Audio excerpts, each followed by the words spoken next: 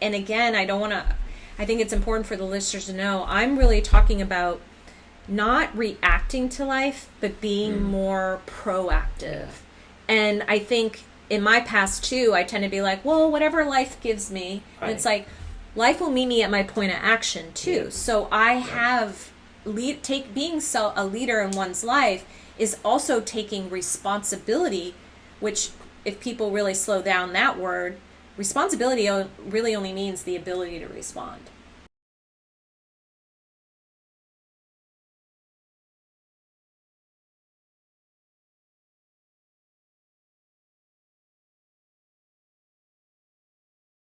Hello and welcome to the Bridging Impact Podcast, our first ever in-person Bridging Impact Podcast episode with my coach, Amy Hruby. She has done a lot of great work with myself in terms of not only just the business side of things, but how to become a better leader in terms of my professional life with BTG basketball, with the Bridging Impact podcast, but also my personal life and shifting a lot of my mindset into ways that are more productive and help me actually, go where I want to go aspirational wise. So welcome to the show. Thanks, Justin. I'm really excited to be here with you all and see what comes forward in the conversation. All right, let's do it. Let's dive right in. Yes. So with that being said, obviously our conversation is going to be a little bit different today than the typical episode, which I think is actually really special for the listeners. So one of the things that I am excited about is to talk about coaching. And instead of asking how sports made an impact in your life, I want to ask you, how has coaching made an impact on your life? Such a great question. All good coaching comes from great questions. So that was a really good question to start me off at. So coaching has impacted my life in so many ways.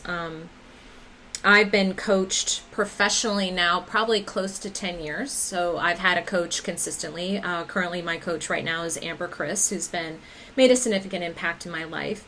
Amber, I think how it's impacted me is a coach helps me dream bigger for myself. Yeah. And, sometimes that word bigger can get bigger, better, expansive. Right. And sometimes my mindset can be very short and can be more in survival mode. And coaching's helped me be more about in a thriving mode. Okay, so let's take that thriving mode. And can you give an example? So you've talked about having a coach for over 10 years. Let's go back to at the very early stages of when you first had a coach. Yes. Can you give an example of how your first coach helped you dream bigger in terms of aspirations and hold more space for possibility? Yeah, so my first coach was Carrie Doubts, who was my former boss at the University of Santa Monica. And I hired her because I started a new job. And with her coaching, my income basically I was making $50,000 a year, all the way up to $75,000 a year, which is woo! But for me, $25,000 was a game changer for our family. I went from working at a nonprofit to working for a startup, and I also got 2 different title changes while I was working with her. And so she helped me see myself in a different light. So I was always such a support person, but I needed to take myself, how I was seeing myself as a support person, to more of a leader. And she really helped me with that mindset. So that made a significant difference. So you talked about being a support person and shifting that mindset to being a leader. What was that shift like? When you felt like you were a support person, how did you feel? How were you showing up? And how did that work with your coach shift to I'm a leader? That's another great question, Justin. I'm doing a good job. He's asking great questions. So when I say a support person, listen, we need our support people in our world. Right. So it's not about putting down support people or that's a less than. It wasn't that. I felt very empowered as a support person. I felt I was in my zone of genius being a support person because I was really good at it, and I really enjoy working with people and taking their visions and bringing it into the real world. So Carrie, where she helped me was I was always answering to somebody. She helped me see, well, instead of answering to somebody, what can you create and what can you do to support the person you were hired to take their business to the next level from a support person and also a leadership position. So it's like looking more strategically, having harder conversations with people who weren't necessarily doing their work to the level we needed them to do. How do you grow people? In my former job, I never had that opportunity to do it. So here's a woman who did that, and she was able to support me on that. I think you bring up a really interesting point that's a challenge for the coaches and parents that are listening. Is you talked about having harder conversations, which is, I feel like, a necessary and a must, and something that I've been thinking about because I just had tryouts for, Venice High School basketball, and there's, a lot of players on the team, and not every player on the team is going to have that same play time that they may have aspirations for in their head. So when you talk about those challenging conversations, what did you first learn or maybe unlearn from the importance of having challenging conversations? The first thing that I really had to get, okay with was that I didn't have to enjoy it. Mm-hmm. Like, I think there was a part of me like, okay, there's so much prep I have to do inside myself because, I'm such in my former life, more of a people pleaser. I didn't want anybody mad at me or anything like that. So when I started shifting the mindset that this conversation is in support of the person, I'm not responsible for how they respond necessarily back to it, but it's like I'm responsible for my tone, my energy, and how I'm delivering it. And if I hold that this is in support of them and I care enough about them to have the conversation, that made it easier.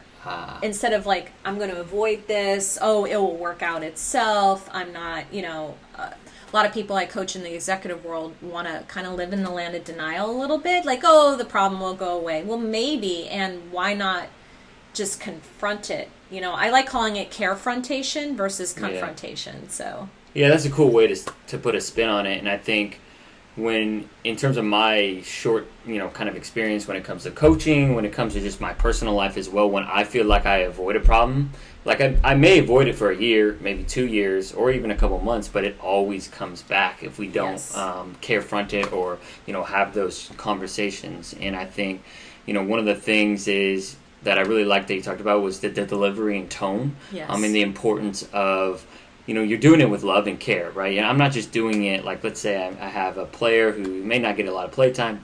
I'm not going to put them down. You stink, like you're not going to play, right? It's like, look, if I'm going to be honest right now, these are what you have to work on if you want to get play time. Yeah. But at the moment, you probably are not going to get as much play time as you want. It might be 0 minutes, maybe 2 minutes. And just having that conversation, it's not and I think this is something that has been my biggest challenge and area of growth as a coach and as a person as well, is I like that you said it's not my responsibility for how they react. Right. And that's, we're not really taught that. Like, we're responsible, again, in the delivery and how we show up in our leadership. That's one thing we can control. But I could talk to one person and they won't have a problem with it. And then I could talk to another person and they could get totally triggered. Is that me? Or it's like, one of the things I teach in the coaching too is like, if you get triggered by something, you already have like a hurt somewhere inside of you. That is just pushing up against. So, and I think that's what I learned a lot in coaching too. I can go into a lot of over responsibility for people. In the past, I did a lot of that, taking on their upset, that's my fault. And I've kind of had to unpack that and untether that. And that happened through the coaching. Wow. That's really powerful. And I think that's something that I want to continue to work on, right? Because I think one thing that we always talk about together is like we always want to continue to grow as leaders, right? We have that growth mindset. We don't want to always be in the same place. And so can you talk about a specific time or maybe share a specific story of when you had to kind of approach someone who may have had a certain reaction to feedback that you had given them? Yeah, I mean, one thing that a story that came to mind when you were saying that kind of popped in. I was director of a coaching school out here in LA that I help one of my best friends. It's amazing. She's kicking ass in it. Okay, hopefully I can swear. It's okay. It's all good.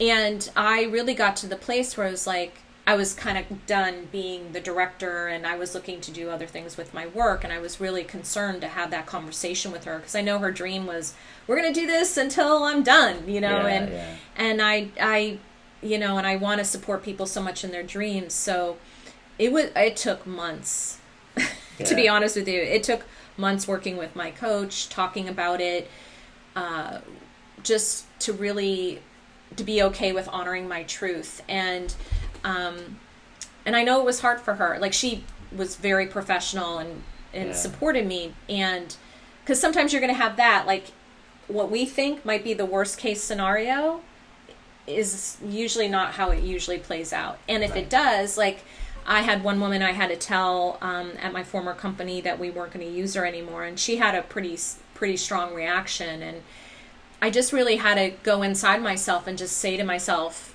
this is not me. She's upset. This is hard news for her. I just moved into compassion, and that helped. And she still left mad. Right. And what can you do? It's I had to learn, like, just, it's okay, it's not my responsibility, and I did the best I could. Right, it's out of our control. Right. And I think one of the things that you said was interesting that I want to kind of dive more into is you talked about how you were talking about yourself, or like approaching yourself. Like, I think a lot of conversations, I actually was going back and forth with one of my friends who I had on the podcast last year, just on Instagram. He's a science teacher, Andy Baronilla. If you want to avoid burnout, that's a great episode to listen to. He was kind of talking about, what he's seeing in his students is, and what he wants to, when I'm going to bring him back on the show, he wants to talk about a lot of students are having a lot of, kind of negative self-talk. Yeah. And I think that's something that we worked on together. Not that I had, bad self-talk. I feel like I've always been on maybe the more positive side, but I've just been learning, like, even this weekend when I worked at a shooting college, they were kind of talking about a study that was done, that if you think a negative thought, it's 3 times more likely to happen. And then if you say that negative thought out loud, like, I think I'm going to miss the next shot, it's 10 times more likely to that you'll miss the next shot. Yes. Or whatever that thought is. So can you talk about how, kind of that self-talk has really helped you form your leadership in coaching? Sure. So one of the things, I have my master's degree in spiritual psychology from the University of Santa Monica. And one of the things they taught us is that we almost have like 2 voices in our head. Right. We have the inner critic, and then what I call is the voice of love. And so the inner critic tends to be the ego, and the voice of love, if you're doing it from a spiritual psychology point of view, is the soul. So not everybody has to believe that, and we do all have that voice in us that is like, loves you so hard, wants the best for you. So with the coaching, I had a really my coach would slow me down a lot, even with all my training. And I mean, I've been doing this for over 20 years. I mean, I got my master's degree over 20 years ago. I still can get caught up in that. Right. And having a coach go, Amy, you're kind of like, you're being really hard on yourself right now. Mm-hmm. And I'd be like, oh, it kind of like wakes me up, because I think it's very easy for us to fall asleep to it. Yeah. It can be very intoxicating, that voice. It can be very like, you think it's so right. Right. And I really work with people being like, well, let's listen to the other voice, because the other voice deserves as much airtime as the inner critic. And I used to think too, like, well, if I'm not hard on myself, who is going to be hard on myself? Right. And my coach would be like, why does anybody need to be hard on you? Right. And I was like, that's a good point. Because I actually do more things for myself when it comes from more of a voice of love than that part that is always like trying to keep me small and safe and okay. And I just really pay attention to which voice is operating. That's a really good point. A couple of things come to mind. I think number one, we were talking about having conversations this weekend at the shooting college, and the presenter at the time was saying, like, a lot of us are our own worst critic, but are you your number one fan, right? And so if you're going to be your worst critic, you have to be your number one fan at the same time, and then feed that number one fan, right? And, I think about a parable that John Gordon wrote about, like, feeding the positive dog, like, kind of the simple story of just, like, what you feed kind of comes true. And I honestly feel like the work that we've been doing together, just kind of to share, like, I've been kind of focusing on serving. I think one of the things that helps me the most is the more I give, the more I receive, and just like listening to my affirmations every single day of what I'm shooting for is like, it helps reprogram. Sometimes I like to joke with myself, I'm almost brainwashing myself, right? Yeah. But like, I think that sometimes, can be looked at as cheesy, but I feel like it's something that actually really does help. And a lot of times they like kind of the cheesy things that are not cool to do. I think that specifically when it comes to like giving high fives and teammates and being a great teammate and good energy, you can feel that, right? It feels maybe a little uncomfortable at first, but that really does raise the, kind of performance of a team. So can you talk about when it comes to, a lot of feeding the positive side of thoughts and how that affects, kind of human performance, whether it's at work or even in personal lives? Yeah, I mean, I don't know about you, but I can walk into a room and I can just feel if somebody's like not in a good space. Right. And that happens at work a lot too, right? Or even with a team. Like you see somebody's off in a bad corner. I mean, it's not like we're all here like, let's smile forever and that's good. But if you're attuned to what's happening around you, then it gives you more information. And then when you have more information, it's like awakening to the idea that I have choice here. Okay. I have choice as a leader how I'm going to walk into the room and inspire people. And I just posted on Instagram the other day, there was a video of this CEO who was like, ever since COVID, nobody wants to work anymore and we need to lay off more people so they get in line and they feel like we owe them and they owe us because and I was like, oh my God. Yeah. Hashtag bad leadership. His energy was so demeaning and took dignity. Like he was like, I'm like, does he think people are robots? Like we're all here. I hope I'm answering your question. I feel like I'm going off on a tangent here, but his energy and he was demeaning.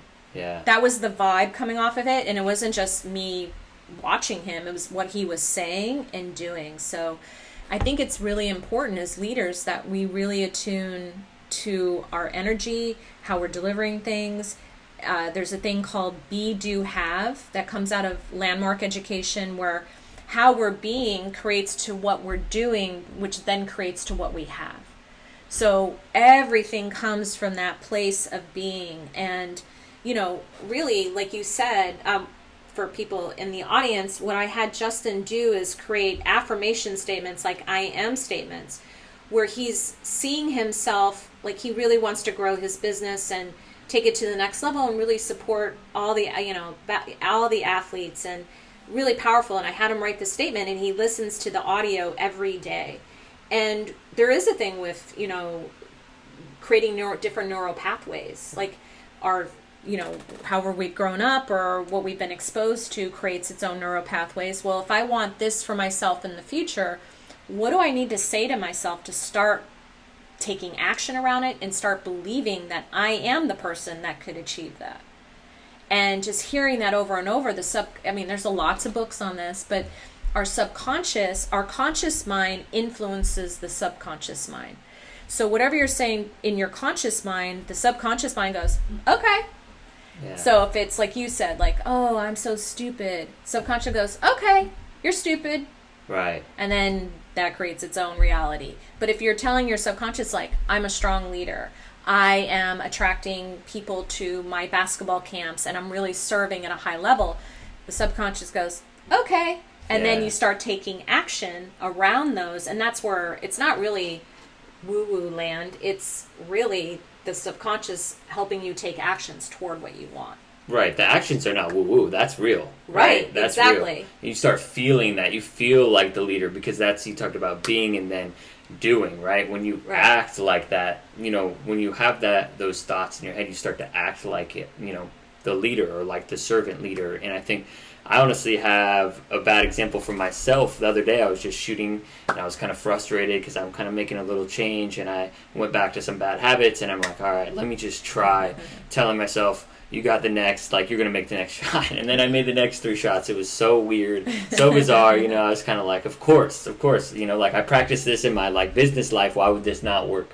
for me, just practicing shooting, which is just for fun for me now at this point too. I do want to kind of go back before we go into kind of the affirmations and self-leadership. I think I want to touch on an important topic that I feel like a lot of coaches are challenged with, because I feel like coaches want control. And I feel like I'm not a parent, but I can assume that parents may want control when it comes to, right, when they put people down, demean, or like, that leader that you're talking about. They want to, I feel like that comes from a place of, I want to control these workers so they can work for me and my company Right. for as long as, time, and I don't have to, whatever, pay them what they're worth, but that's probably a whole nother conversation.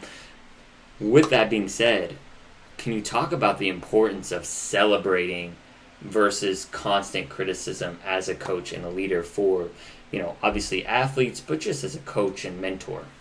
Yeah, I mean, in my experience so far on the planet, most people just want to be seen and heard. Yeah. Right? They just want to be seen and heard. So another way of doing that is through acknowledgement.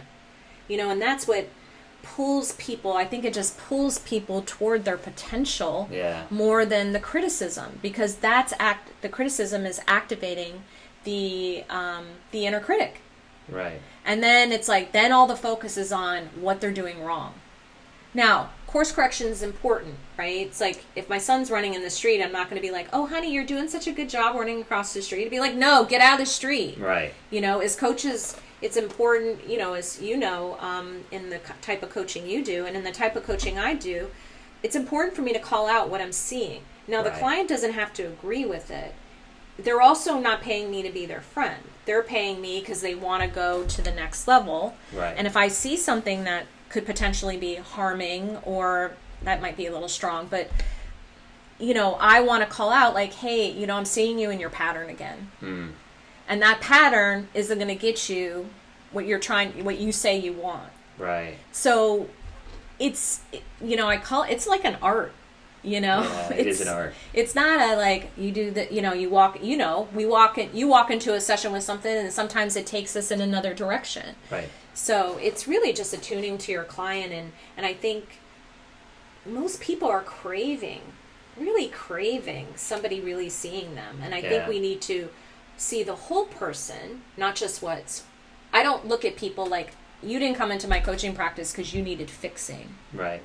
It was like, no, I invited you into my coaching practice. I was like, Justin's going to go somewhere, and I think I can really help him because I've already walked part of your path already. Yeah. And so my job was like just to, I just wanted to partner with you in that, and to help you start following that path. I don't know if that's your experience, but that's my experience as your coach. Let me just double check that that's going. Oh, yeah. Oh, did it stop? I think it's still going, but... Oh, okay. Yeah, we're still going. Oh, okay, I just we're still wanted going. to double check, so... See, things happen, and then you have to have you got to pivot. Right, so I think I really appreciate, you inviting me into that space. And so with that, you talked about how coaches can really see into people's potential, and I feel like what you just said about me has really inspired and helped guide and mentor me for how I want to see my athletes, right?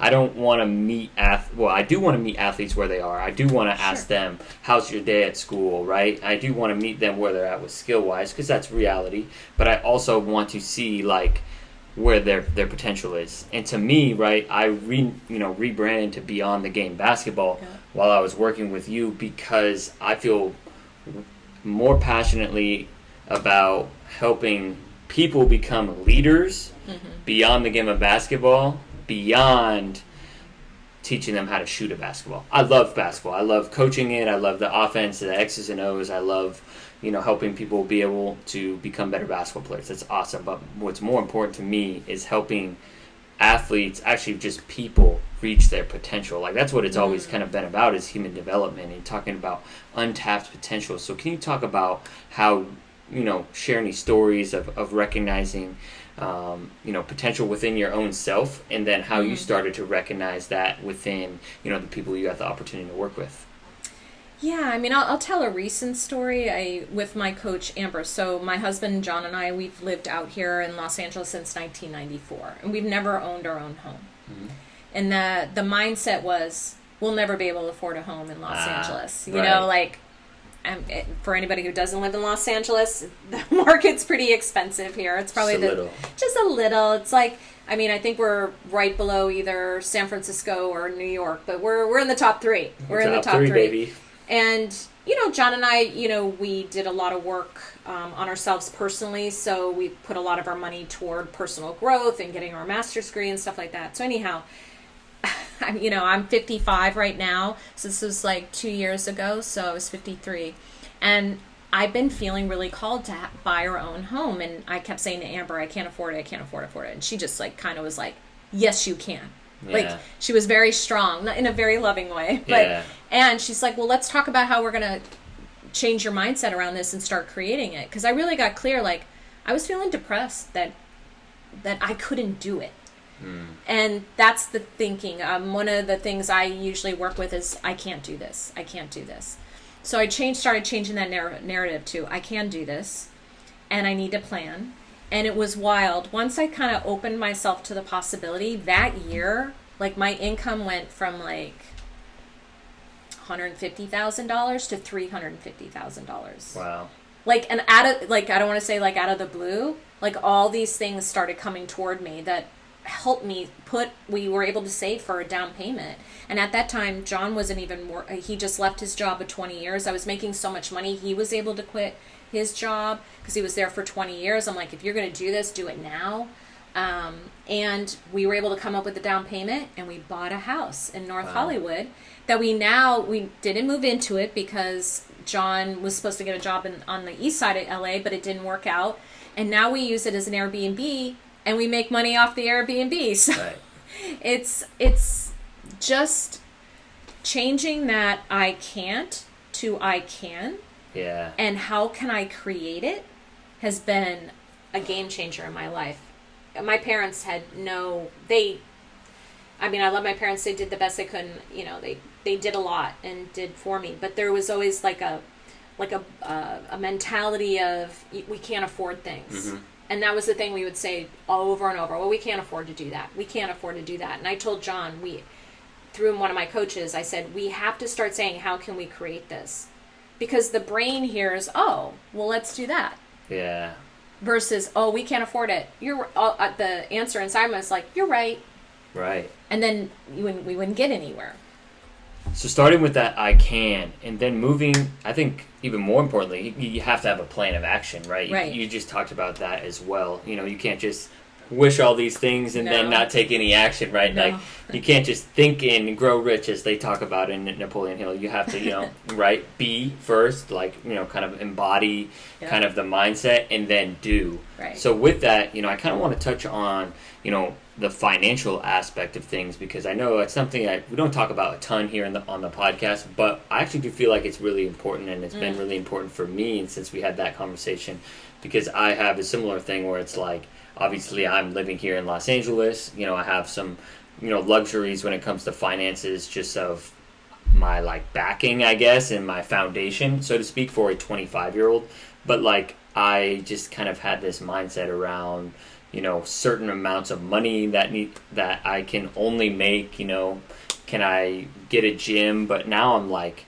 really into it, and now I'm kind of breaking in, I'm not literally breaking into gyms, but I'm, making progress in terms of finding a gym, at a budget-friendly price in Venice. That's what I listen to every morning, so it kind of comes up to me. Can you talk about how, like, one of the things that you kind of shifted with in terms of finances? Because I feel like everyone kind of goes through this, and we had this conversation before, where it's, sometimes it can feel like, I know for me, right, like I just graduated from University of Oregon 2020. College campuses are quite, anti-money, right? I don't want to make money. I'm going to be a bad person if I make money or I charge people a service. And so that was probably one of the biggest like monkeys to kind of go off my back right away. So can you talk about that experience for you?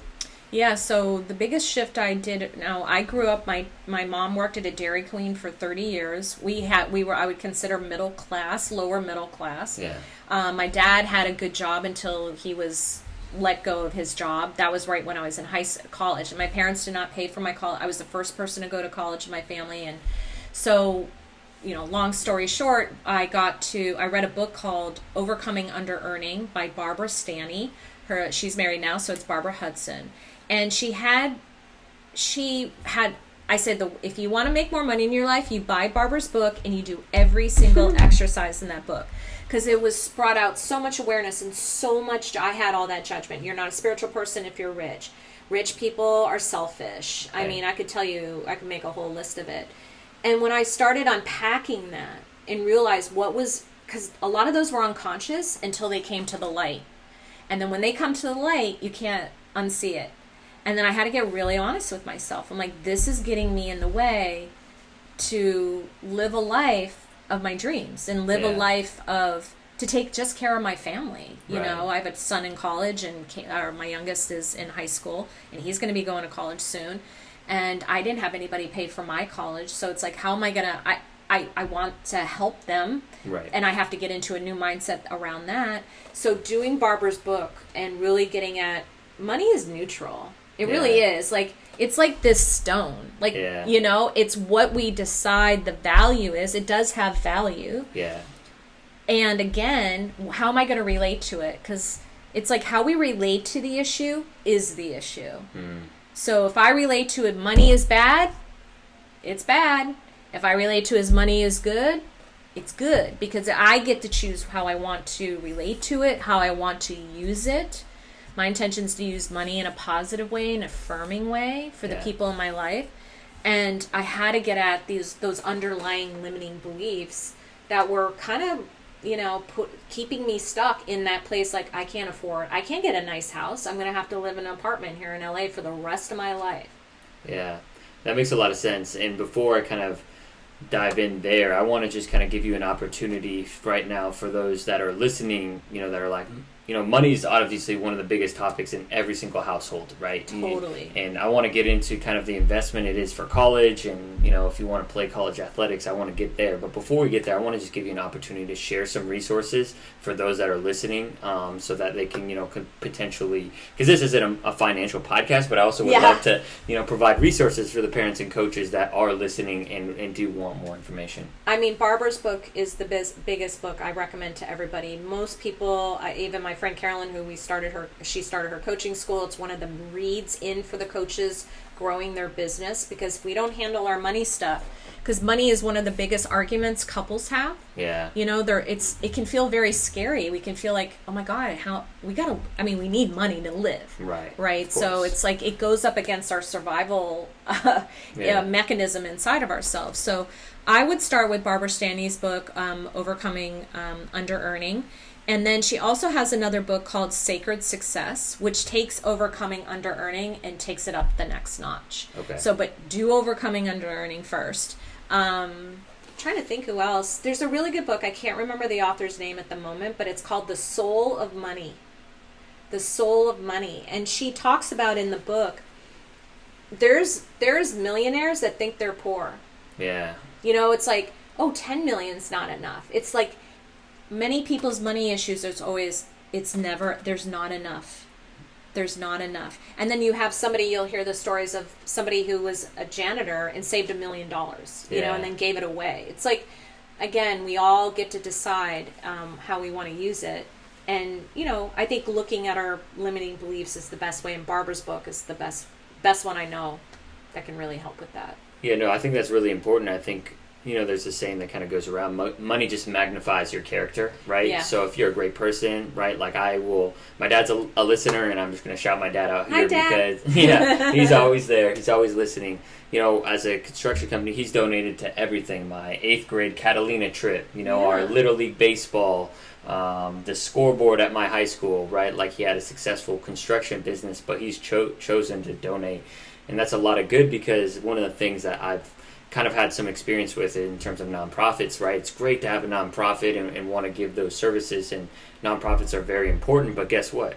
They need money too. Yeah. So they have to go fundraise. So if I can make, you know, opportunities, you know, if I can create a business where you are investing in your athlete's development, leadership wise, confidence, right? Like, obviously basketball skills to me is like probably the least important, you know, skill that I'm really, you know, providing, because I know I've talked to, you know, parents like yourself and other parents that have, you know, told me like their athlete is more confident, right? And I feel like that confidence will help them when they go to college or trade school or become an entrepreneur for, you know, kind of whatever they end up doing.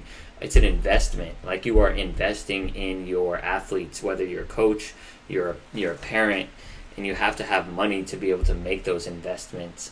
So I think that's just something that's so important, is kind of viewing things as investments instead of expenses. Yes. And my oldest son is in college, and before he left, he said, you and Dad have supported me so well emotionally. Can you also support me financially now? That's awesome. And I was like, okay, we've done a good job on the emotional level, and now, but it's, and to call it out too, I know I have a lot of privilege, right. and I am very conscious of that. So I think it's important. What's that thing about Spider-Man? With great power comes great responsibility. Exactly. Yeah. So, and that money can have a lot of power to it. And again, how do we want, that's interesting, yeah. how we want to use it? Absolutely. So kind of gearing back towards just kind of a broader leadership sense as we kind of enter our fourth quarter of our conversations, I like to say, when it comes to leadership, what do you think, for those that are listening, what are would be the 1, 2, 3 action steps that if you were going to give advice to those listening who want to level up their leadership, do after this episode? I think the first thing is to really slow down. And when I say slow down, just get quiet. You don't have to meditate for an hour. You don't have to meditate for 30 minutes. It's not that. But when we slow down and get quiet, that's when that other voice, the voice of love, kind of gets its time. Because the other voice kind of settles, and then this other voice can come more to the surface. So I think getting quiet, and then the second thing is really, really write down what your vision is. Put your vision out a year from now, or 3 years from now, 10 years, depending on where you're at in your life, and go, what do I want? And it's not just material things. It's more like, what do you want happening inside of you? Meaning, if you've been sad or depressed or you've gone through an episode of grief, it's like, what support do you need to put in place for yourself? How do you want to relate to yourself? And that also gets put down on the piece of paper. So having a vision is really important. And then I think one of the top 3 things next would be is use your creativity. Yeah. I think that can sound kind of cliche. Use your creativity, but that was what, when we wanted to get that house, I had to get really creative. And another coach I work with, Steve Chandler, who I adore, and he was one of my first coaches too. He said, Amy, your business will do well the more you access your creativity. Because that's where I get all my inspiration from. That's where I feel like when I talk about a workshop and I'm creative about it, I get so excited about it. And then that gets, people get drawn to that. Their enthusiasm, I don't think it gets said enough that our enthusiasm really means spirit. Yeah. And so the more I'm sharing more from my authentic self and more what I get excited about and my joy, that's what calls people toward me. Like how you are about basketball, and I think the kids really pick up on your energy and they know you're there for them. And you can't say enough about really paying attention to your energy and how you're being is what. Again, this is not about being perfect, because we're humans and we're going to have our low moments and upset moments. And it goes a long way. It goes a long way. And the more conscious we are of it, the more we can have impact. Yeah, our energy, just to pick up on that, it makes a huge impact. And I can, share something. We're not always going to feel, that 100%, spirit of showing up every single day. But I can kind of give a recent example for myself. I did not feel very well this weekend, and the shooting college through PGC actually, they demand a lot of spirit, a lot of energy. That's their S in shape, which is their principle. So it's a lot of fun. And so it's a very tiring experience. So I knew one of the things that I could do is just ask questions, right? Just, I'm a big on high fives, daps, and just asking questions. What school do you go to? Siblings, just little things. I knew I couldn't bring the typical I can bring a lot of emotional energy, but I knew that my energy would shift, but it was still in a way of serving others and getting in, basically saying, actually it's so funny that you talk about everyone wants to be seen and heard, because one of the running jokes this weekend that Dustin Aubert, he is one of the directors there. He said the greatest leader he ever knew was someone who just rode the bench on his college team, and all he did was say, "I see you," and, you know, he'd just get excited. He didn't play any time at all, but he lifted his entire team up because he'd get the most excited for people. He would just say, "I see you," and I'm sure plenty of other things that we probably could say on this podcast, and maybe other things we couldn't say on it, but just like excitement for others. I feel like that's one of the biggest things that, you know, is important for leadership. Yeah, and I think honoring people's dignity is so important. I don't think people talk about it enough.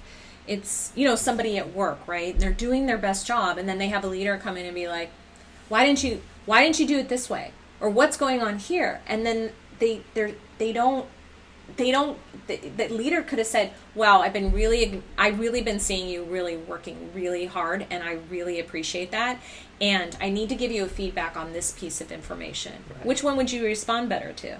Right, the latter, of course. Exactly. And people are like, I don't have time to talk to people nicely. I don't have time. Yeah. I don't have time. Well, you spent the time being negative and not inspiring, so why not shift? It's like, and again, I think it's important for the listeners to know, I'm really talking about not reacting to life, but being more proactive. Yeah.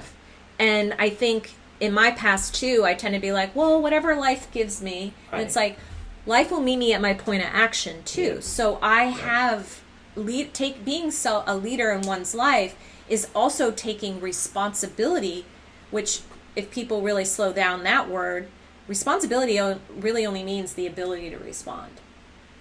If you pull apart the word, that's what it means. It's the ability to respond.